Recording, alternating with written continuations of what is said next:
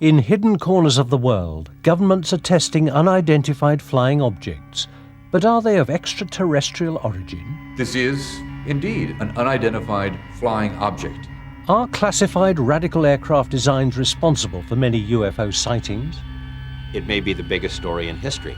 Does the American government possess 9 alien spacecraft? Potentially, a person seeing one of these aircraft could think that it wasn't an aircraft, it was a spaceship. Is it test flying them to reveal the secrets of interstellar travel? Repetitive pulsing, booming noise, like somebody unzipping the sky. But beware, not all is as it seems. What is the truth? Discovery's cameras will show you a base that does not exist officially. Everybody loves a base that doesn't exist. Aircraft that don't exist. All we can really say is it was traveling faster than the speed of sound. And a man who says he worked for the US government involving 9 flying saucers or flying discs altogether. With us, enter the deep black world that is Dreamland. Aircraft are often confused with UFOs. I've seen it before. You've had UFO enthusiasts and stealth watchers in the same area. And when they see a light, someone who is an enthusiast and knows what aircraft look like automatically says, oh, well, look, it's a B-1 bomber. But for someone who is a UFO enthusiast and wants to see a UFO, that light automatically becomes the mothership. In 1992, Steve Douglas was filming military air exercises at Roswell, New Mexico. In the near dark, his camera caught a few seconds of a very strange triangular craft. He took the fuzzy picture to an expert. This is probably your proverbial tantalizing image, because it is something we believe is an unusual aircraft, one that the government doesn't admit they have, so it would be exciting to be able to get a good, clear picture of it, because this is just interesting. It's exciting. It's exciting to discover something unknown. I mean, this is a black aircraft against a black sky, and there's a lot of noise in the frame, so that anytime you look at the aircraft, it's almost the same color as the background. This is a cleaned up, processed image that I did using, if you would, pure image processing. But that's still awfully noisy, and it's very hard to see anything. But it would be very easy to use the computer to help clean it up, to go in and electronically, look at the image and say, wow, that's the sky and that's noisy, and here are the edges of the object, and I'll just clean them up. I'll smooth out those edges. Well, the problem with that is if I have expectations about what I'm going to see and I use those in the work I'm doing, then what I end up getting is exactly what I was looking for.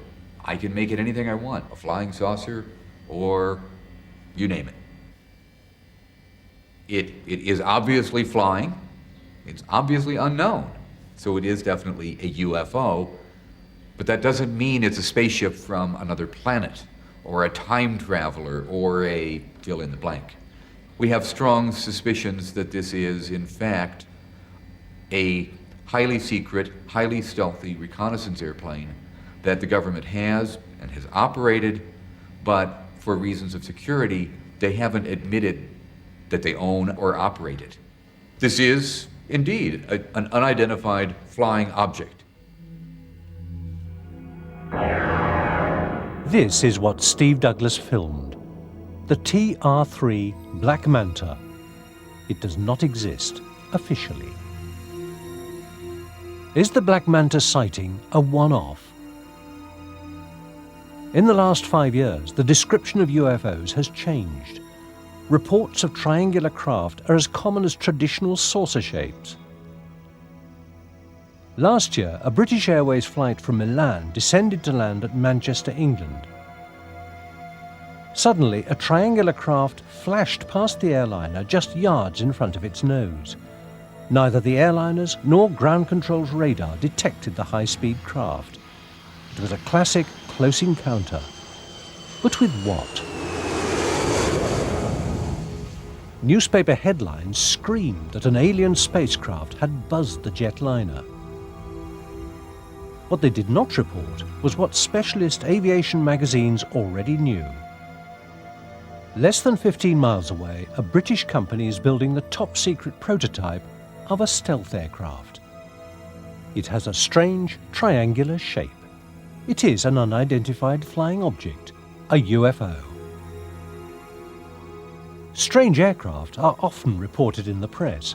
Some become famous, others never make it beyond the prototype. They are UFOs.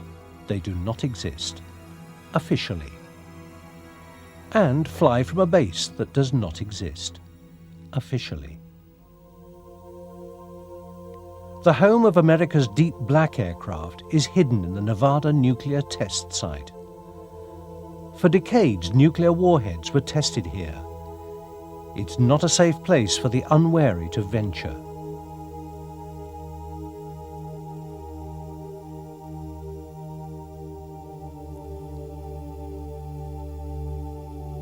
Las Vegas is nearby, but the tourists play unaware of the black world hidden over the horizon. Area 51 of the test site is Groom Lake. Aircraft call sign, Dreamland. Groom Lake appears in no list of military installations, and yet it has the longest runway in the world and the biggest aircraft hangar. What it holds is above top secret. Dreamland does not exist officially, and yet it has attracted so much public attention that maps of the base are now available. To enter here means risking imprisonment without trial. The use of lethal force is authorized. It was from Groom Lake that the great spy planes of the Cold War were operated in complete secrecy. The U-2, the CIA's spy plane, was first flown here. Later, the family of aircraft that include the SR-71 Blackbird lived in top secrecy for more than 10 years. The Blackbird flew faster and higher than any aircraft. Like the U-2, it was invulnerable until missile technology made it obsolete.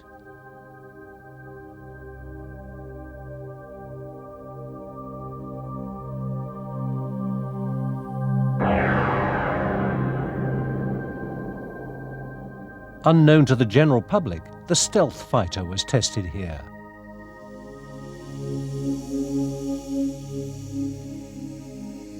Top-secret aircraft have been confused with UFOs for half a century. In the mid and late 40s, it was a period of fantastic development in aviation. Today we can't appreciate it, but there were airplanes without propellers. That was akin to a car without a motor. There were airplanes without tails. There were airplanes that were disc-shaped. There were airplanes with swept wings. Potentially, a person seeing one of these aircraft could think that it wasn't an aircraft, it was a spaceship. A person not knowing about these aircraft would think that there's something beyond earthly performance and assume that these were in fact flying saucers. The world's first reported sighting of flying saucers was in fact of flying wings. Pilot Kenneth Arnold saw delta-wing craft, not discs. After he made the sighting and landed, Kenneth Arnold talked with several other pilots, and their idea was that it was some type of U.S. secret weapon, a guided missile, or it had been built by the Soviets. Later, the idea came up that these were not earthly vehicles, but alien vehicles, based on their performance and maneuvers, which could not be matched, reportedly, by any earthly materials, or they could not be survived by the human body. The US government did make an attempt to build a flying saucer. The Avro car was probably the best lawnmower ever built. The pilot had to wear an oxygen mask to keep from choking on the grass clippings. It was essentially a hovercraft. It was only a technological demonstrator for a whole family of very remarkable aircraft. The Lockheed Skunk Works, California. Generations of deep black aircraft were built here. In recent years, its parking lot has remained full. Yet officially, it has little work underway. Too little to explain all the activity. Production of the Blackbird spy plane is long finished. Its last contract was for the stealth fighter. That is near completion. It cannot explain the work being done behind closed doors. Is a new deep black triangular UFO being built? Aviation experts suspect that the answer lies in a 1985 Pentagon document. A mysterious aircraft codenamed Aurora Project was accidentally included alongside budgets for the U-2 and Blackbird spy planes. There has been no mention of it since. It does not exist officially. The first thing I heard about Aurora was that air traffic controllers out on the west coast were being told to expect very high-speed targets on their radar screens, that it was a classified program, that they weren't to panic and they weren't to report it to anybody else. The next piece of information, and the one that I think really started me investigating the Aurora story, was a sequence of sonic booms over California. On Thursday, June the 18th, 1992, at 7 in the morning, and on 6 other Thursdays at the same hour in the preceding year, a minor tremor rattled coffee cups in Los Angeles.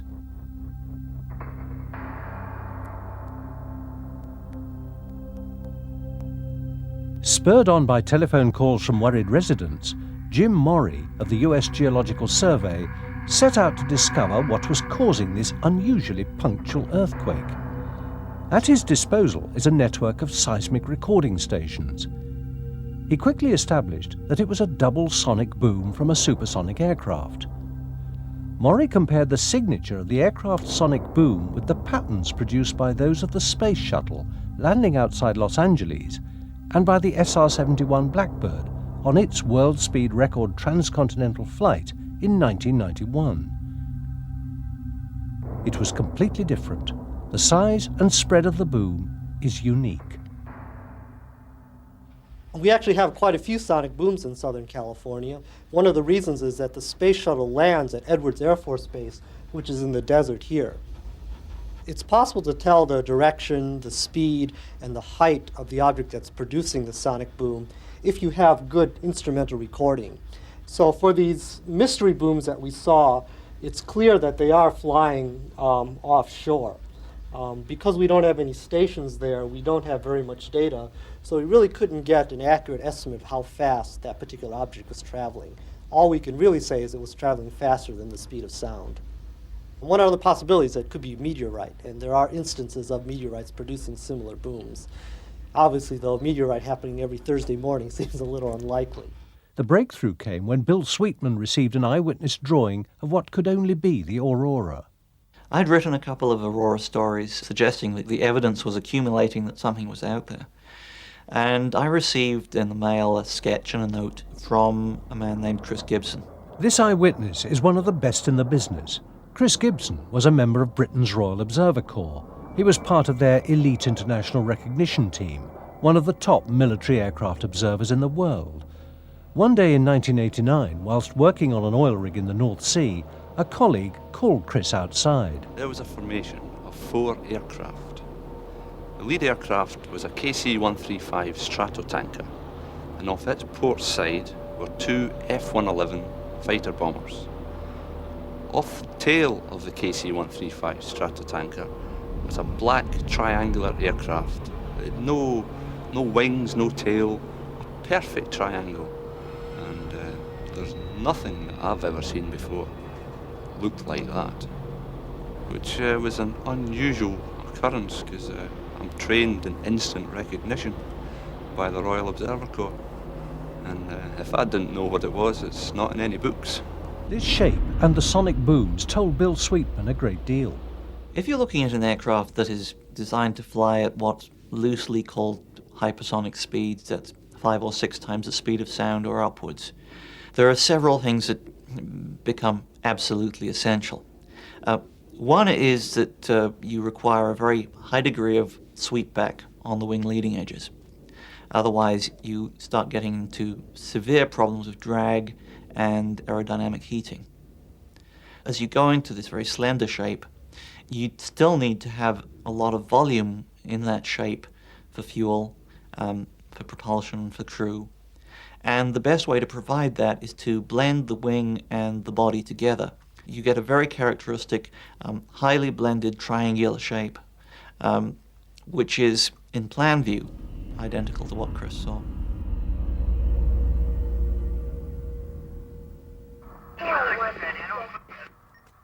Photographic evidence came from Amarillo, Texas, home to a sophisticated military signals monitoring post.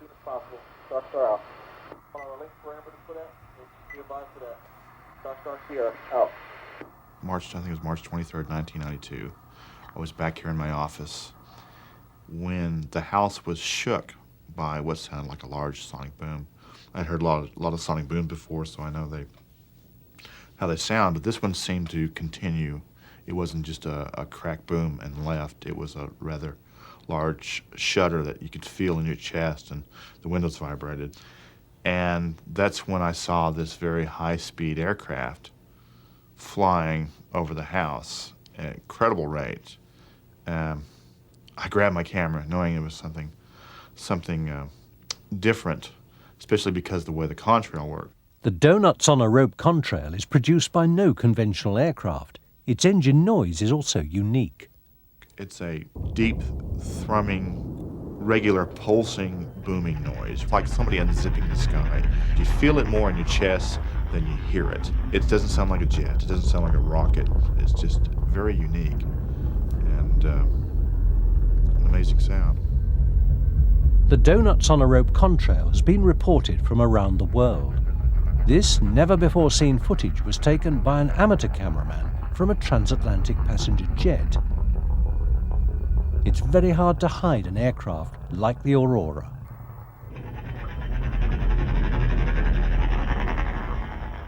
The contrail and engine noise are the signature of a pulsed detonation engine, the kind of engine necessary to fly at hypersonic speeds.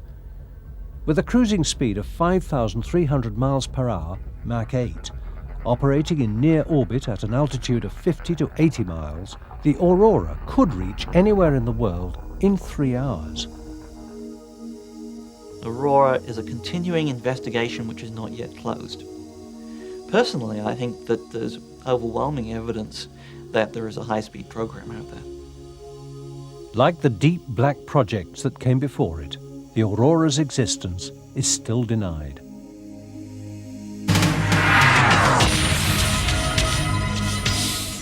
However, anyone can fly alongside it on a computer game.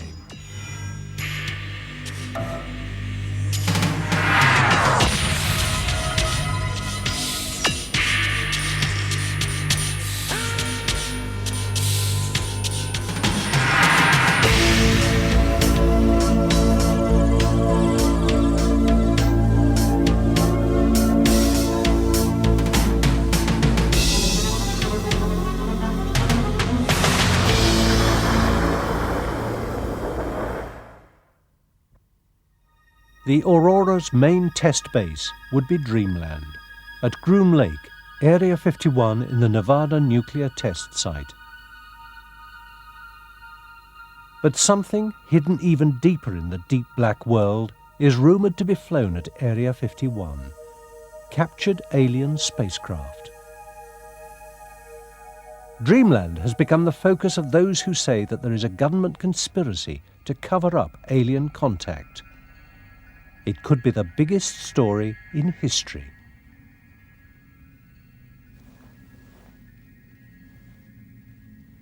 From a distant mountain top, one man keeps a vigil over Dreamland.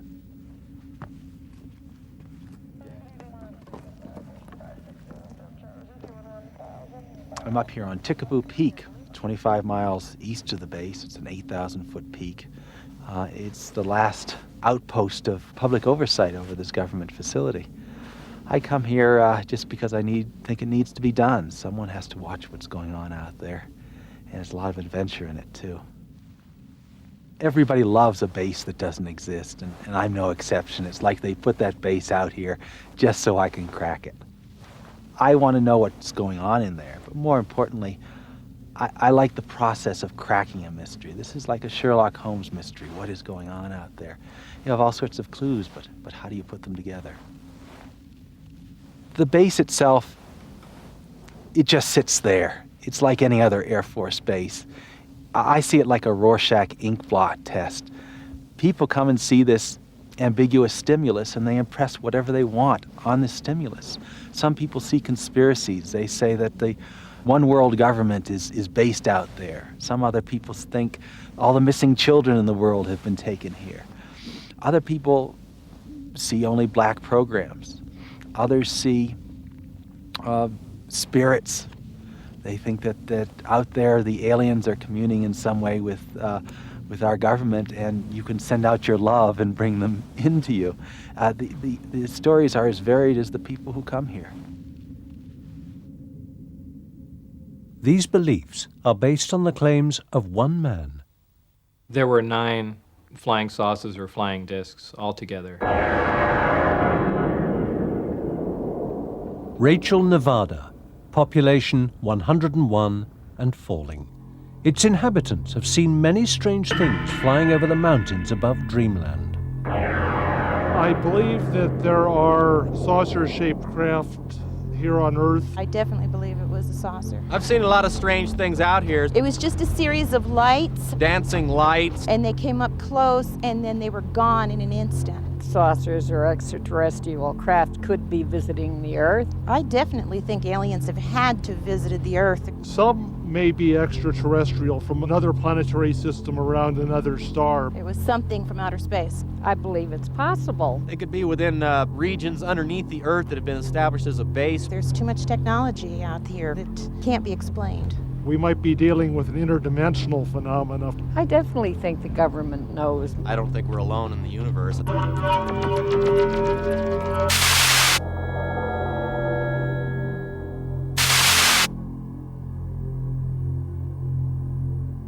Beyond Groom Lake is Papoose Lake, Area S4, alleged home of a flying saucer base.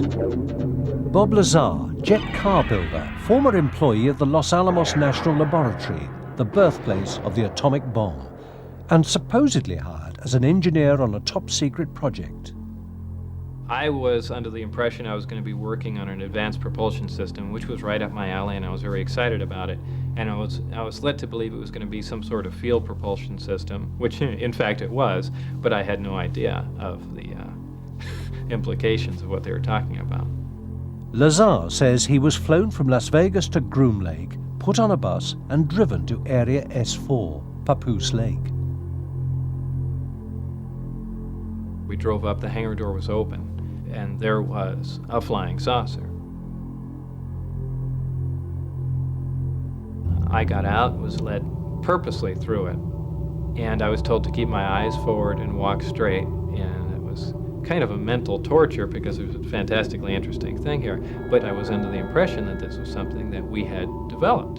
And in fact, I remember even laughing to myself that this answers all the ridiculous UFO sightings. We've been making these things all along, test flying them, and everyone's been thinking they're flying saucers from another planet. And I thought, wow, this is great. In fact, they even had a little American flag stuck on the side of it, which I thought was a nice touch. Bob soon discovered that the saucer was of alien origin. It was still some time later that I was actually let inside it, and it became extremely obvious that this was something we didn't make. Because only then, after seeing how small everything was inside, that it was obviously never made to hold a human. And they basically came clean with what we're doing is back engineering this because we want to find out how it was made. And that pretty much says it wasn't made here. The disc itself was in 3 levels. The upper level, which I never got to go on. The middle one where you enter, and then there's a lower one where the gravity amplifiers hang down and you can have access to the bottom part of the craft. It's a very eerie feeling to be in there. There are no obvious control panels or switches. The only things sticking up out of the ground were 3 chairs, the reactor itself, and the actual gravity amplifiers, and underneath them were the other components to the propulsion system, but that's about all that was in there.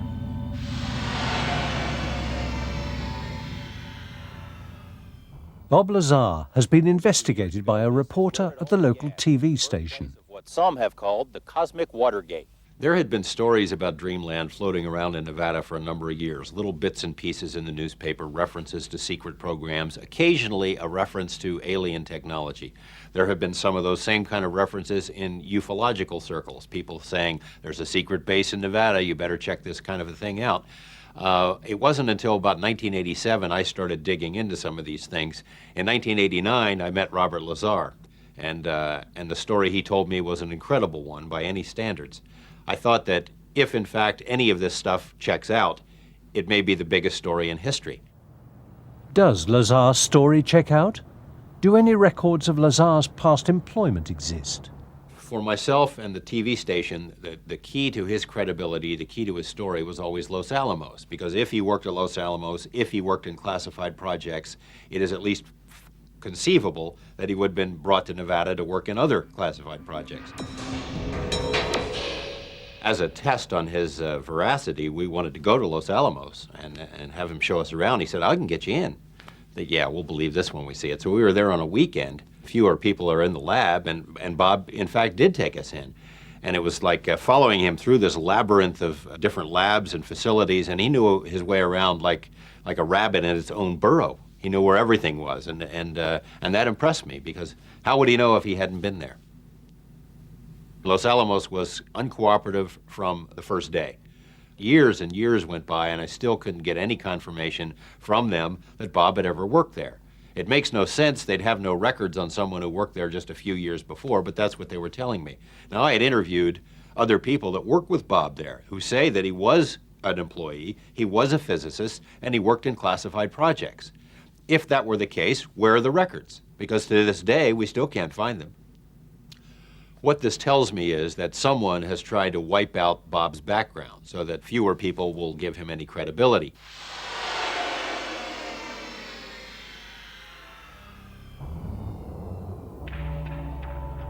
Lazar's first few days at the secret base were spent reading briefing documents, whilst under guard.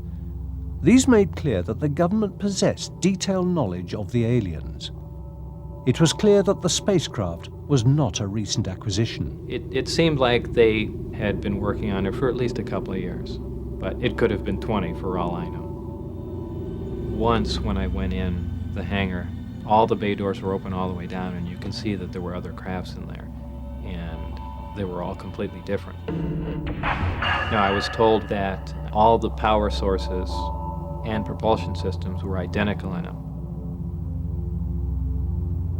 As far as how many of them were operational, I only know the one that I worked on was operational. The rest of them, for all I know, could have been cardboard mock-ups, so I really can't even comment on them.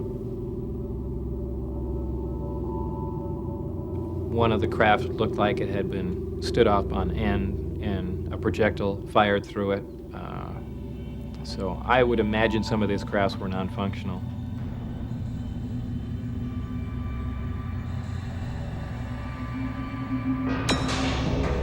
There were 9 flying saucers or flying discs altogether. George Knapp persuaded his TV station to put Bob Lazar through a polygraph test, a lie detector. Did you knowingly lie when you said you had actually seen anti-gravity propulsion in operation? No. 4 separate tests were performed by 2 different investigators. The results were inconclusive. Lazar passed 2 and failed 2. One of the investigators is still shaken by what he heard.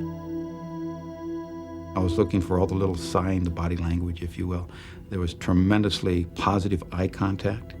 There was no fidgeting around, and he never deviated. We covered it several different ways. I asked the same question several different ways, and his answers were always the same.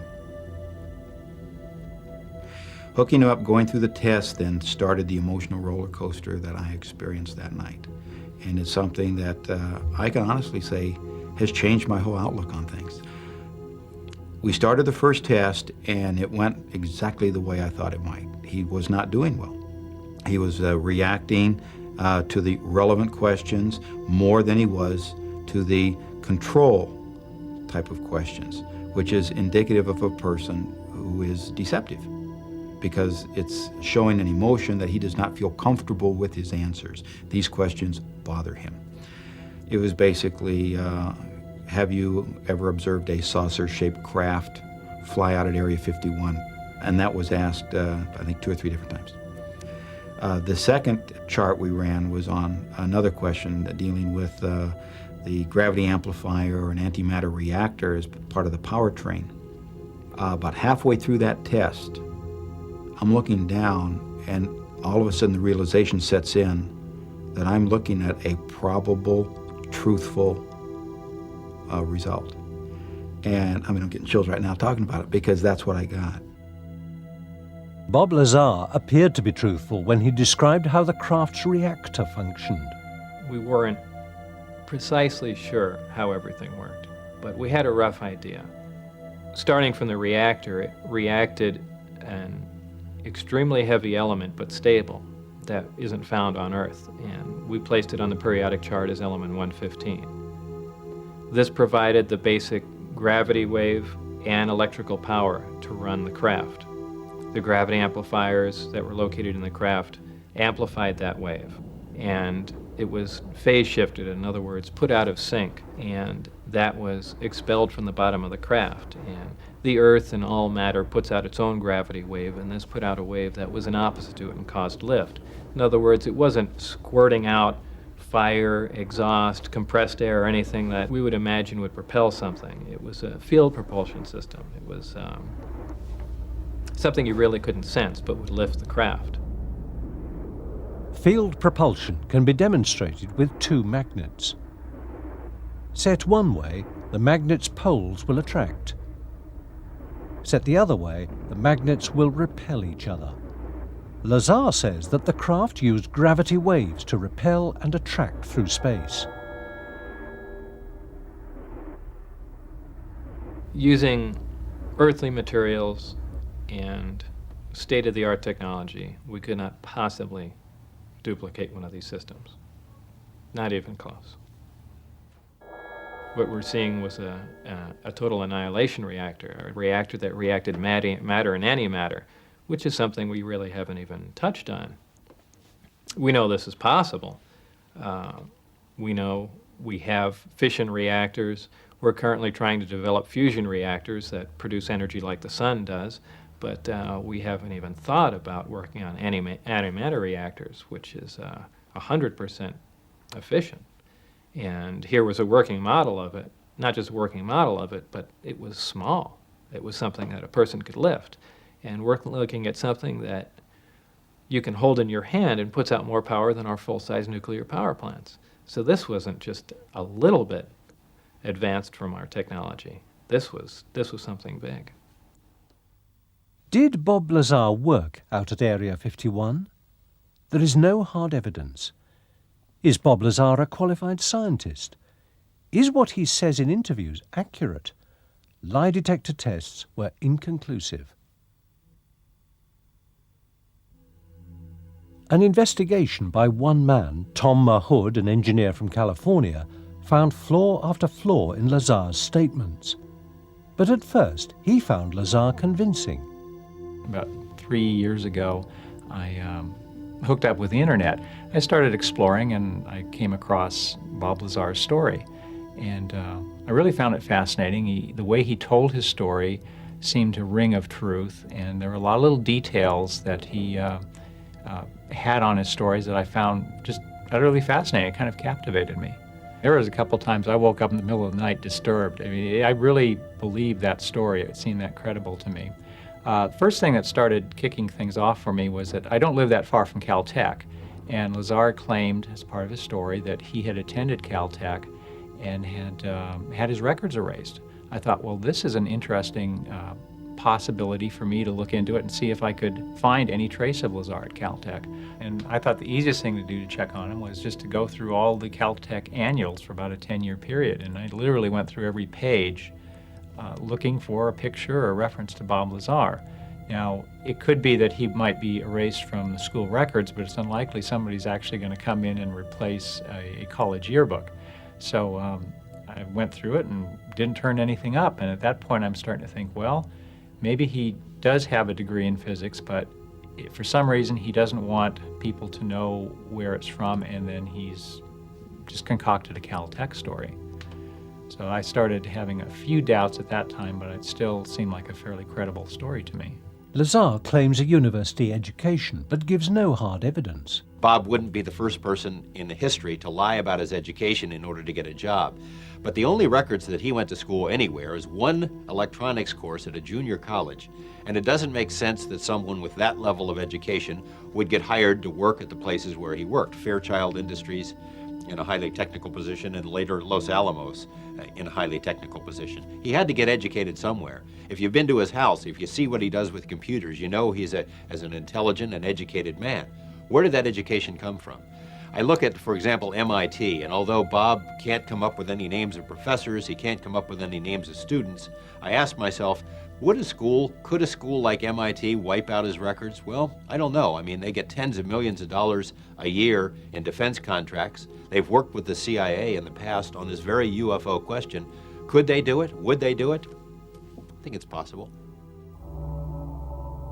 Bob says that he was sacked after he made a blatant breach of security. The craft that I worked on was tested quite often. Most of the tests occurred on Wednesday nights. They were never taken out of the atmosphere. They were barely taken over the mountain range. You have to look at the fact that this was their prized possession, that they were just learning how to use, and they weren't about to lose it.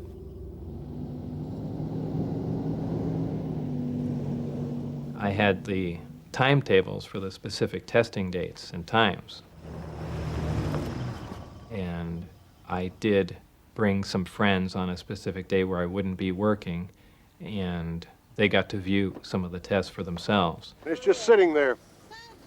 Lazar claims that they saw a bright, brilliant light. It was the alien spacecraft moving through the sky in directions and angles beyond the performance of conventional aircraft. Coming toward us! Coming over.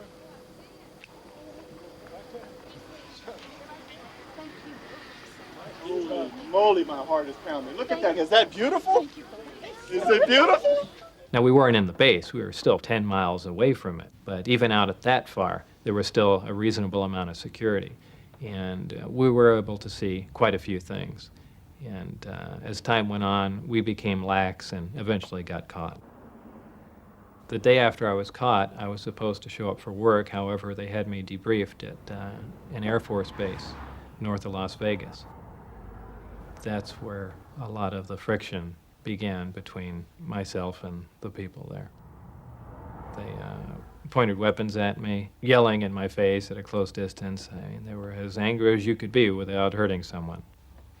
They threatened my life. At the time, they threatened my wife's life. Past employment records, places I've been, places I've worked, people I had worked with. All this information began to disappear, and I actually began to be concerned that perhaps they were going to do the same to me. I thought it became necessary to see one of the people on a local news station, because I thought if it went on the news, they couldn't make me completely disappear. It would look very suspicious if all of a sudden this person, released these claims and then he disappeared himself. So it was kind of an insurance policy for me. Well, there's several, actually 9 flying saucers, flying discs, that are out there of extraterrestrial origin. After Lazar broke the story on the spacecraft, he was arrested and charged with pandering, helping to run a brothel in Las Vegas. When Bob came and told me that he was involved on the outskirts of this illegal brothel operation, I saw my professional life flash before my eyes. I was very upset. I had written and developed a computer system so a local brothel could run efficiently in town, and that is, in effect, against the law.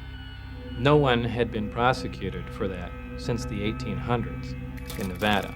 In fact, this was the first case since then. And And strange for a little case like that there'd be FBI personnel and things like that at the hearing. So was there a push on to create a lot more furor than necessary? Sure, I'm positive there was. They looked at that as something to discredit me. What Lazar omits to say was that he was tapping into the state vehicle registration database, looking for undercover cops. He should not be so surprised that the police wanted to prosecute with utmost vigor. We all know smart people who've done stupid things. If Einstein were arrested for drunk driving, I don't think it would reflect negatively on the theory of relativity. But Bob is, by nature, a rebel and a loner. He's got a pirate skull and crossbones flag on his house. He likes machine guns. He races jet cars. He builds outlaw fireworks shows. He does things out of the mainstream, and that's the sort of thing that would appeal to him. That doesn't mean he's not a scientist. It doesn't mean he didn't work at some of the places where he said he worked. I suspect that, some people are never going to believe him one way or another. The difficulty you're in is, how do you prove a negative? If he didn't work there, you can't prove it for sure, ever. If he did work there, the way to prove it is the kind of records that are either non-existent anymore or at least not accessible to people like myself.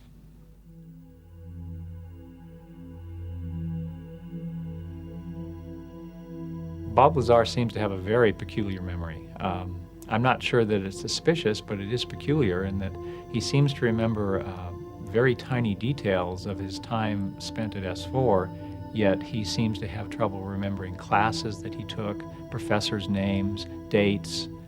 A lot of his past seems to be faded from his memory, but not S4.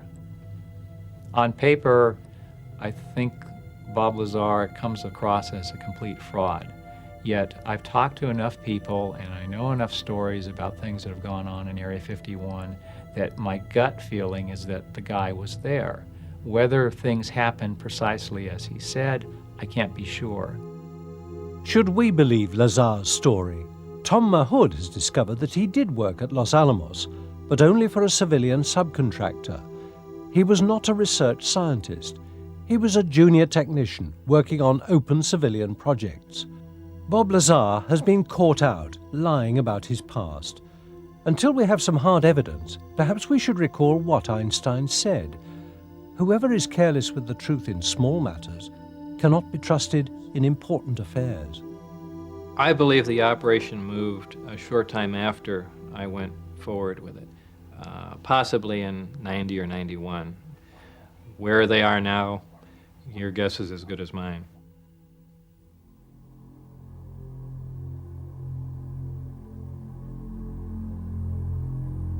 What can we trust? There are great cases. The fabric of the craft was a very smooth, black glass type. There are convincing eyewitnesses. It was a UFO. Is there any hard data? There is one new, fascinating report.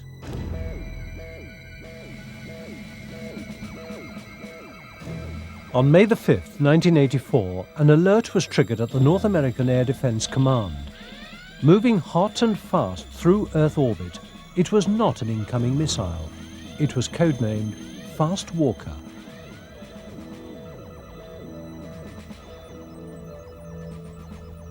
Floating in Earth orbit are the satellites operated by the US Defense Support Program. Their job is to provide the first warning of an incoming ballistic missile attack on the United States. The satellite sensors are so delicate that they also pick up infrared heat signals, even ones from minor house fires. At 1400 hours Zulu time, a DSP satellite detected a hot, fast, solid object swept in from outer space. It passed within 15 miles of the satellite and then curved back out into deep space. It was tracked for 9 minutes. A top-secret summary of the Fast Walker shows the time and place of the incident, the infrared signature of the object, and its track through Earth orbit. It was leaked to a UFO investigator. Where it appeared in the sensor field would indicate that the object came into the sensor field from outer space, went in front of the sensor, and left, departing back into deep space. It would indicate it was some type of craft that had the ability to maneuver. If this fast walker was a meteorite, then the Earth's gravitational field would have sucked it into the atmosphere, burning it up. It takes energy to break the grip of Earth's gravity. Inanimate objects like meteors or space junk can't do this. Spacecraft like the Space Shuttle can. But the fast walker came from outer space. And there you have hard evidence. You have telemetry from that satellite. You have information. You have systems. You have data that you can go back and investigate and check and verify. In the past, usually UFO events are just eyewitness testimony. There you have a very sensitive defense system that sent you the information to the ground. I don't even know if you can solve it. Maybe it's one of those enigmas that's just going to be with us forever. You know, what type of craft would have that ability? And some people might say a UFO.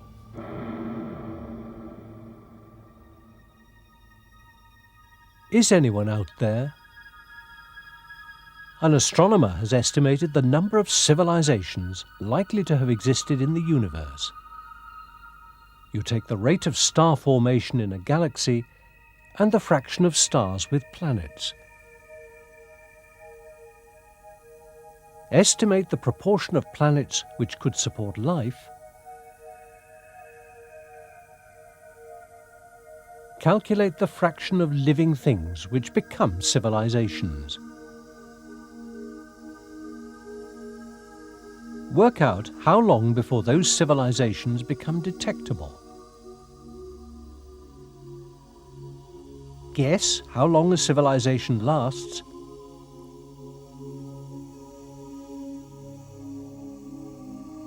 Don't forget that some civilizations can be short-lived.